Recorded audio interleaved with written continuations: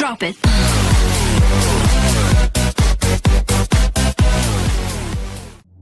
Halo teman-teman, perkenalkan nama saya Dian Marina Sibagediang. Saya kelas 11-nya. Saya berasal dari SMA Swasta Santa Lucia.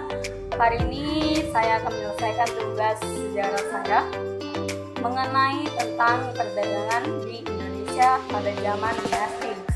Selamat menyaksikan. Pertama yang akan saya bahas yaitu tentang jalur sutra. Apa itu jalur sutra? Jalur sutra adalah sebuah rute perdagangan yang menghubungkan Tiongkok dengan Eropa. Dibangun saat dinasti Han sedang berkuasa pada zaman itu. Dan secara resmi jalur sutra itu dibuka pada 130 sebelum Masehi dan masih dipergunakan sampai pada tahun 1453 Masehi. Lalu setelah usai pada tahun itu kemudian ditutup pada Kesultanan Ottoman memboikot perdagangan dengan Tiongkok. Namun dari sejarah berdirinya jalur sutra ini, ternyata jalur sutra ini mulai dikenal pada tahun 1870 oleh sang geografi yang bernama Ferdinand Richthofen yang berasal dari Jerman. Oleh karena itu sangat terkenalnya perdagangan komoditas sutra.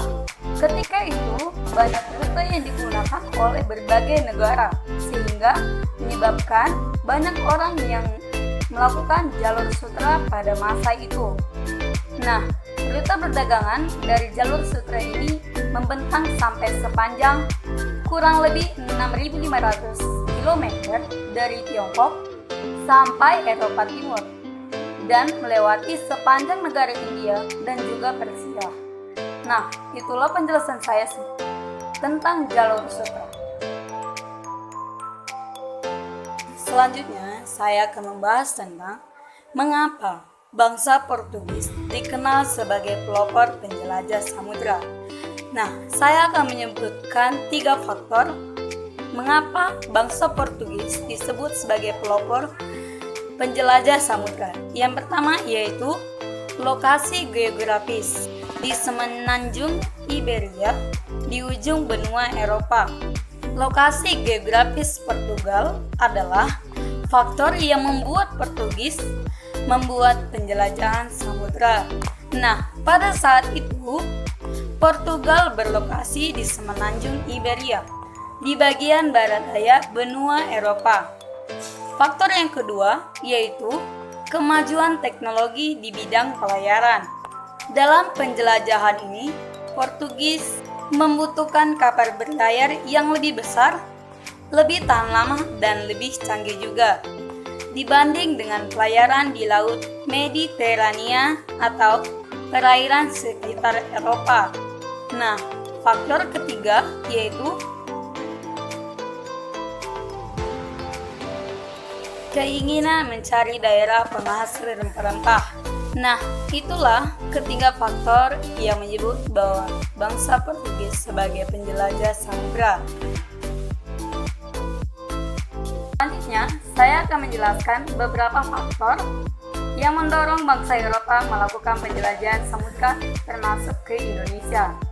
Nah, faktor yang pertama yaitu adanya keinginan untuk mencari kekayaan atau yang biasa kita sebut gold. Kekayaan yang mereka cari terutama adalah rempah-rempah. Sekitar abad ke-15 di Eropa, harga rempah-rempah sangat mahal, yaitu sebanding dengan harga emas. Mereka juga membutuhkan rempah-rempah sebagai industri perobatan. Faktor yang kedua yaitu adanya niatan untuk menyebarkan agama Nasrani atau yang biasa kita sebut dengan gospel. Selain mencari kekayaan dan tanah jajahan, bangsa Eropa juga membawa misi khusus. Misi khusus tersebut yaitu menyebarkan agama Nasrani kepada masyarakat dari penduduk daerah yang mereka kuasai. Tugas mereka ini dianggap sebagai tugas suci yang harus dilaksanakan ke seluruh dunia. Dan tugas ini dipelopori oleh bangsa Belanda atau bangsa Portugis. Lalu faktor yang ketiga yaitu adanya keinginan mencari kejayaan atau disebut glory. Di Eropa, ada suatu anggapan bahwa apabila suatu negara mempunyai banyak tanah jajahan, negara tersebut dinamakan sebagai negara yang jaya. Lalu, faktor selanjutnya yaitu perkembangan ilmu pengetahuan dan juga teknologi. Dengan perkembangan paham meraih sains, ilmu pengetahuan dan teknologi juga berkembang pesat pada zaman itu.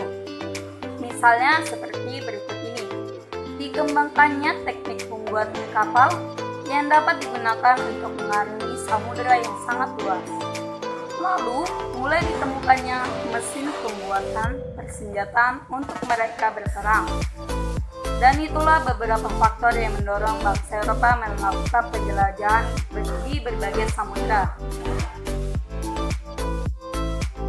Saya akan menjelaskan tentang isi Konvensi London pada tahun 1815 terhadap Belanda.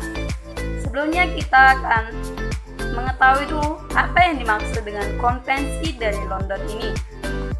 Konvensi London merupakan pengembalian alih Indonesia kepada Belanda yang sempat diambil oleh Inggris karena dianggap tidak ada untungnya bagi bangsa Inggris. Nah, Konvensi London ini disepakati pada tahun 1814 dengan penyerahan kembali Indonesia kepada Belanda. Lalu, isi dari Konvensi London ini yaitu yang pertama, Indonesia dikembalikan kepada Belanda. Yang kedua, jajahan dari Belanda seperti Thailand, Kap Koloni, dan Guyana tetap berada di tangan Inggris. Lalu, isinya yang ketiga yaitu kokain di pantai Malabar diambil alih oleh bangsa Inggris dan Bangka diserahkan kembali kepada Belanda sebagai gantinya. Cukup sekian pembahasan saya hari ini mengenai sejarah Indonesia. Jika ada kesalahan mohon dimaafkan. Semoga bermanfaat. Terima kasih.